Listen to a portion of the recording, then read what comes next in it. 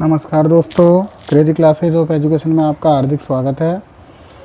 हमने पिछले वीडियो में परसेंटेज वाले में कुछ सवाल हल किए थे। अब उससे आगे देखिए। सबसे पहले तो आप इस वीडियो को लाइक कर दीजिए अगर आपने, क्योंकि बाद में अपन पढ़ाई में खो जाएंगे। अगर चैनल सब्सक्राइब नहीं किया है तो चैनल को सब्सक्राइब कर लीजिए। फिर देखिए प्रश्न क्या है। चीनी के भाव में 20% कमी आ जाने पर एक गृहिणी 480 रुपये में 4 केजी चीनी अधिक खरीद सकती है। तो चीनी का वर्तमान एवं प्रारंभिक भाव बताइए। दोस्तों, इस प्रकार के जब प्रश्न आते हैं कि भाव कम हो जाए, भाव अधिक हो जाए, तो इतनी चीनी अधिक खरीद सकता है या इतना वस्तु जो भी दे रखी है वो अधिक या कम खरीद सकता है।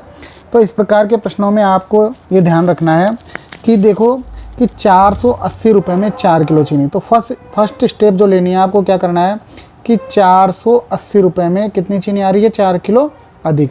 तो आपको 1 किलो का भाव ज्ञात कर लेना है। बार चौकना 48, 120 रुपये किलो। अब कितनी कमी आ रही है दोस्तों, 20% की। तो जो सेकंड स्टेप है वो करनी है कि 120 का 20% निकाल देना है। 20 पंजे 100 और 24 पंजे 120। ये जो भाव आता है वो आता है वर्तमान भाव। क्या आता है दोस्तों भाव, ये वर्तमान भाव क्या आ गया, 24 रुपये किलो।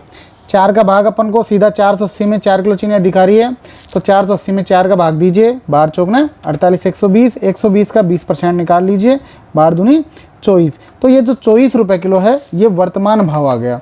अगर आपको प्रारंभिक भाव निकालना है तो देखो कैसे निकालोगे।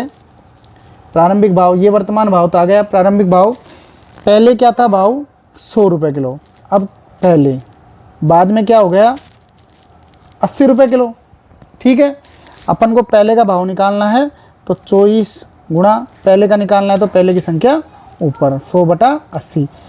20 चौक 80, 20 पंजो 100, 4 छिन 24, 6 पंजो 30 रुपये किलो का भाव पहले था। इस तरीके से भी निकाल सकते हैं पहले का भाव। दूसरा तरीका निकाल सकते हैं, पहले भाव कितना था 100, अब कितना हो गया बाद में 80। मतलब 20 पंजो 80, 20 चौक 20 पंजे 100 और 20 चौक 80।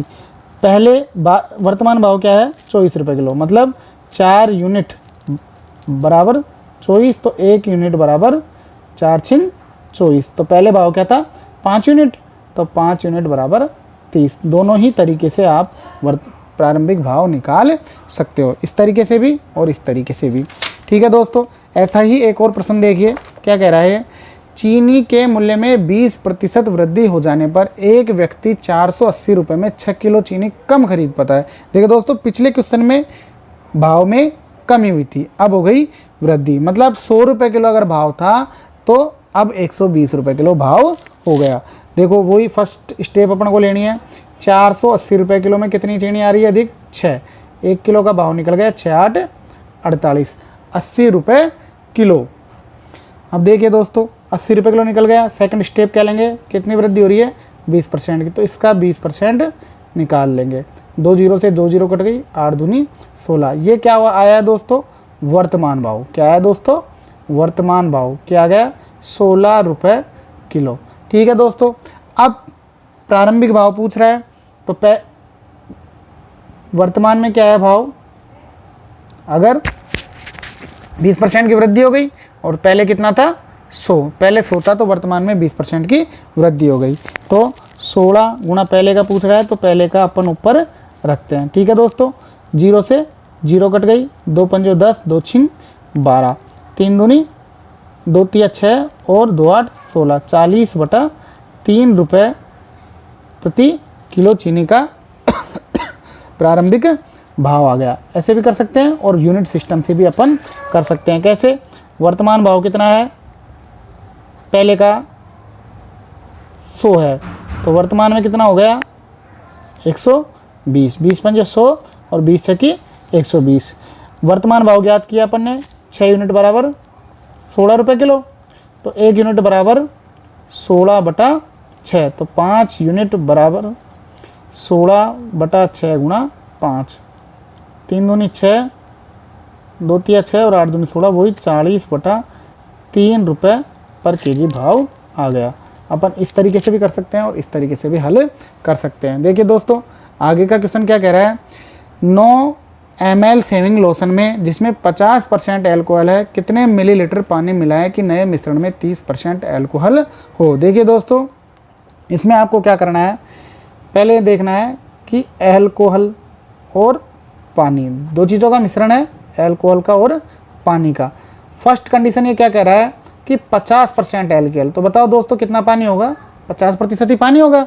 दूसरी कंडीशन में क्या कह रहा है, ये नए मिश्रण में कितना एल्कोहल होना चाहिए, 30%। मिला क्या रहे हैं अपन, पानी।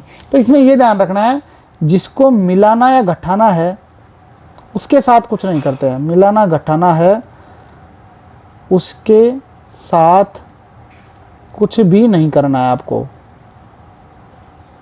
जो रहता है उसके साथ करना चाहिए। 30% और पानी कितना रह गया, 70%। देखिए इसमें क्या करना है आपको, नए मिश्रण की डायरेक्ट मात्रा आ जाएगी आपके पास, नए मिश्रण की मात्रा, ये जो निकालते हैं अपन, पहली कंडीशन और दूसरी कंडीशन। पहले कितना था, 9 ml था, गुणा 50/30, ऐसे के ऐसे आपको इसको रख देना है। 0 से 0 कट गई, 3 तिया 9 और 3 पंजो 15। नया मिश्रण कितने लीटर हो गया, 15 ml।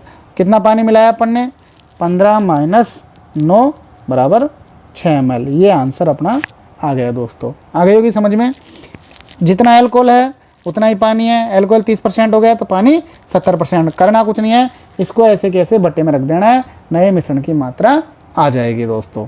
ठीक है दोस्तों, आगे का जो प्रश्न है देखो क्या कह रहा है, इसी प्रकार का एक और प्रश्न है, 240 लीटर चीनी व पानी के मिश्रण में 40% पानी है, इसमें से कितने लीटर पानी का वाष्पीकरण करें कि मिश्रण में पानी की मात्रा 20% रह जाए। कितना पानी है, पहले ये तो चीनी और ये पानी, पानी कितना है 40, तो चीनी कितनी हो गई 60। नई कंडीशन में क्या कह रहा है, पानी की मात्रा 20%, तो बताओ दोस्तों चीनी रह गई 80%। ठीक है दोस्तों, करना इसके साथ कुछ नहीं है क्योंकि इसको अपन घटा रहे हैं। नया मिश्रण कितना प्राप्त हो जाएगा, 240, इसको ऐसे कैसे रख दो, 60/80, 0 से 0 कट गई, 8 तिया 24, 36 18। नया मिश्रण कितना हो गया, 180 लीटर। कितना मिश्रण उड़ाया, कितना पानी उड़ाया अपन ने, 240 - 180, 60 लीटर पानी का वाष्पीकरण हमने कर दिया। दोस्तों आपको मैंने जो बताया था अब तक, उसमें थोड़ा सा और एक नई विधि और बताता हूँ मैं आपको। अपन निकालते हैं किसी चीज़ का 50, देखो क्वेश्चन की सहायता से मैं समझाऊंगा। 50%, इसका मतलब होता है 50/100। हम इसको लिख सकते हैं 1/2। अपन लिखते हैं कि 25%, इसको अपन लिख सकते हैं 25, क्योंकि प्रतिशत जिस संख्या के साथ लग रहा है उसका मतलब होता है /100। तो 25 × 25 और 25 100। इसका मतलब है ये बेस वैल्यू है, कोई चीज़ 2 है, परसेंटेज उसका कितना है 1। ये कौन सी वैल्यू है, प्रतिशत वैल्यू। ये कौन सी वैल्यू दोस्तों, बेस वैल्यू, कि कोई वस्तु 2 पर 1 बढ़ रही है, अगर कमी हो रही है तो 2 पे 1 की घट रही है। 25% वृद्धि या कमी का मतलब है 4 पे कोई वस्तु 1 घट रही है या वृद्धि हो रही है। और देखिए एक और उदाहरण, जैसे 10% अपन कहते हैं कि 10% है, तो मतलब 10/100, 0 से 0 कट गई, 1/10, मतलब कोई वस्तु 10 पर 1 घट रही है और 1 ही घट या बढ़ रही है। ठीक है दोस्तों, इस प्रकार से भी हम क्वेश्चनों को हल कर सकते हैं। जैसे कि कोई प्रश्न देखते हैं अपन, एक कि एक गांव की जनसंख्या 7200 है, यदि प्रतिवर्ष जनसंख्या में 16.2/3% की वृद्धि, ये देखो 3 है, 16.2/3% की वृद्धि होती है, तो 2 वर्ष बाद जनसंख्या क्या होगी। देखिए दोस्तों, वृद्धि कितनी है, 16.2/3, मतलब पहले अगर 100 थी जनसंख्या तो बाद में कितनी हो जाएगी, 1 साल बाद 116.2/3। एक अपन किस प्रकार करते थे कि 7200 बाद की पूछ रहा है तो बाद को ऊपर रख दिया, 116.2/3 × 100 गुणा 116.2/3/100। लेकिन इसमें काटापीटी में बड़ी प्रॉब्लम आती है दोस्तों, जब ये ऐसे प्रश्न आ जाते हैं तो काटापीटी में बड़ी प्रॉब्लम आ रही है। तो इसमें क्या कर सकते हैं अपन, कर तो इसको भी कर सकते हैं हल, लेकिन इससे ज़्यादा बेटर क्या होगा, 16.2/3% की वृद्धि। तो अब हम इसको हल कर लेंगे यहीं पर। मैंने क्या बताया था दोस्तों, 16.2/3 से 100 6 बार कटता है, तो ये 1 और ये 6, मतलब 6 पर वृद्धि हो रही है 1 की, कमी होगी तो कमी और वृद्धि होगी तो 1 की वृद्धि। मतलब अगर जनसंख्या पहले 6 थी तो जनसंख्या बाद में कितनी हो जाएगी दोस्तों, वृद्धि हो रही है तो 7 और कमी होती तो 5। अब देखिए दोस्तों 7200 अपन को निकलनी है बाद की, तो बाद को ऊपर 7/6 गुणा 7/6।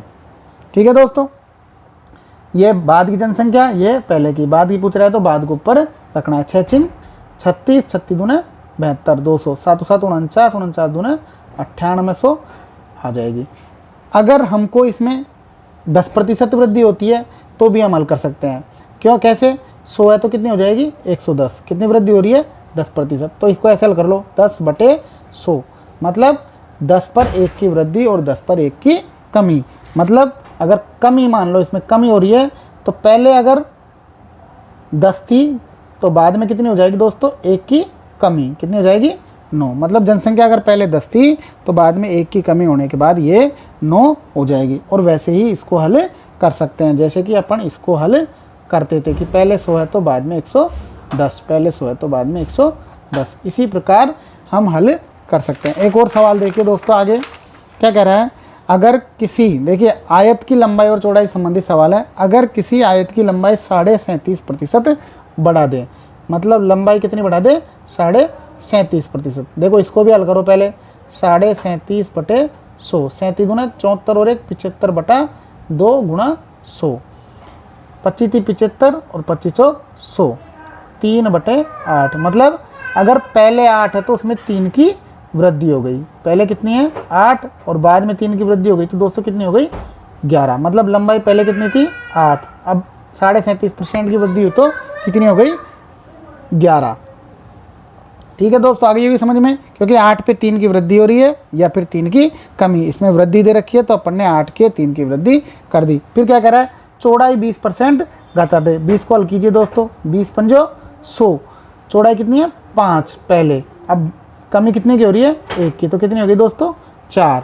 आयत का सूत्र क्या होता है, लंबाई गुणा चौड़ाई, 8 पंजो 40, 13 चौक 44, 4 की क्या हो गई वृद्धि, कितने पर 40 पर, तो गुणा 100%। वृद्धि पूछ रहा है तो गुणा 100, 4 दाई 40, 0 से 0 कट गए, मतलब 10% की आयत के क्षेत्रफल में वृद्धि हो गई। समझ में आ गया होगा दोस्तों, 8 पंजो 40 क्षेत्रफल आ गया, ये पहले क्षेत्रफल 40 था, फिर 44 हो गया, 4 बढ़ गया कितने पर 40 पे, तो 100 पे कितना बढ़ेगा 10%। ठीक है दोस्तों, आपको ये समझ में आ गया होगा परसेंटेज का पार्ट 5। अब हम आगे लाभ हानि की प्रश्नावली चालू करेंगे। दोस्तों धन्यवाद। अगर ये वीडियो आपको पसंद आया तो कमेंट ज़रूर कीजिए, लाइक ज़रूर कीजिए। धन्यवाद।